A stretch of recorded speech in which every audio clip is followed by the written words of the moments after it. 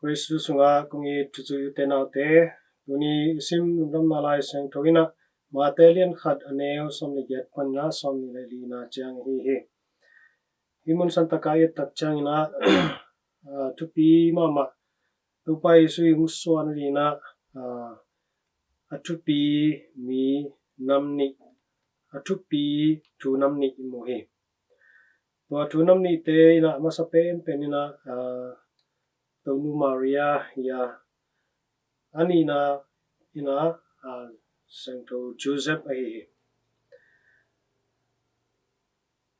pasenta pa ina ming so nang laktin ina pasianina Mary akichi nunga kumtel hi to nunga tung to nina bantung mi ina tu za sakina tapana nei ding hi chena hana ge ni aizong to thu azak ma ina hi nunga Mary ina ama to akiteng dina Joseph ina ama pen zuthol na piak sa hi ina bantung mi na nang na ga ina tapan nei di hi achi ma bangin ama zong naw ong pai tak pi hi to bangina Joseph to zuthol ki pesa kim lai nunga Mary na naw ni lam Joseph ina thei tak chang ina lunghi mo ina pataw ma ma hi i pen bang chi ke hiam ajen jenana hi nunga Mary naw nei hi mo kai takte kin la ama ke to bang ma ki zom na nai lo hi manin ama pen mirang khat to hiam ai khating hiam bang chi ke hiam chena lunghi mo ma mai to bina om lai takina lung khamina om lai takina van tungmi na Joseph kyang paina Joseph lung hi mo kein hi na lom nu Mary Maria agai na ina khasyang tho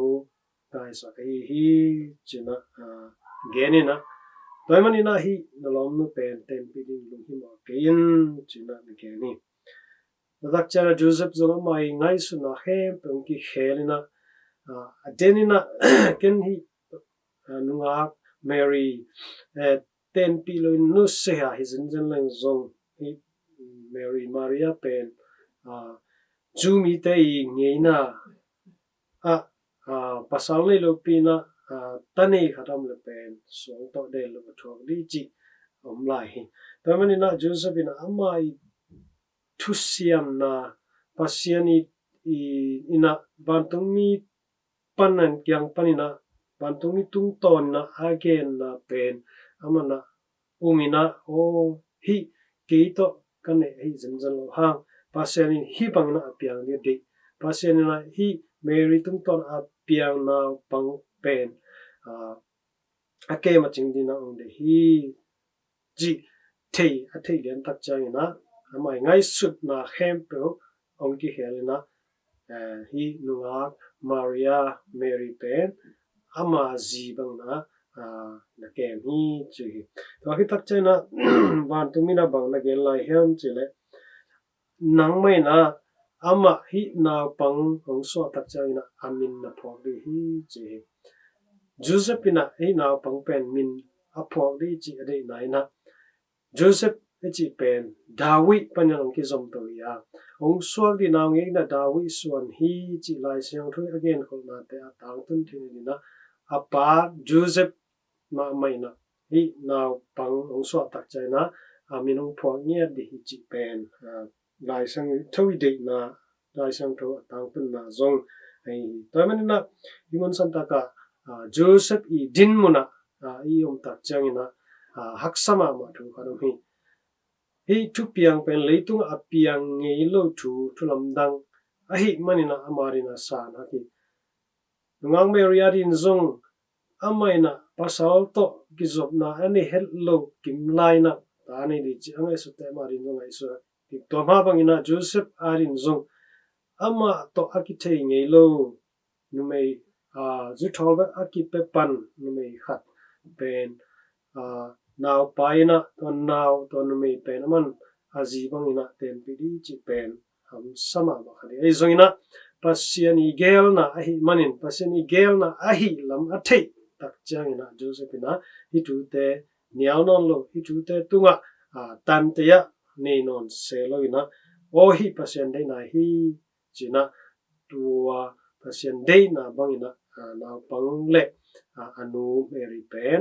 hoi takina ke mi tunina Catholic popi so Joseph i dinmun Joseph i mun pen atupi ma mai na ki koina mi siang tho Joseph china itena min pian ma ina to ha hi to man utena te tunina pasianin hi thei lo sep thei lo nei lo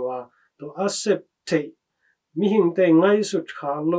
mi hing te ngai sut thei lo mai sep thei na te imu tak changin imu mai na apiang thei lo ri china itena mai sun khate zongna piang thei tak pi hi to apiang thei thu te tunga itena umin zuin isani Joseph bangina pasian i kiang pan ho pai thu te itena kiniam hian na to angai kiniam hian na to asang kiniam hian na to anun tak pi hi zo ni in tunina hi lai sang tho tung tonina tha la chat di hang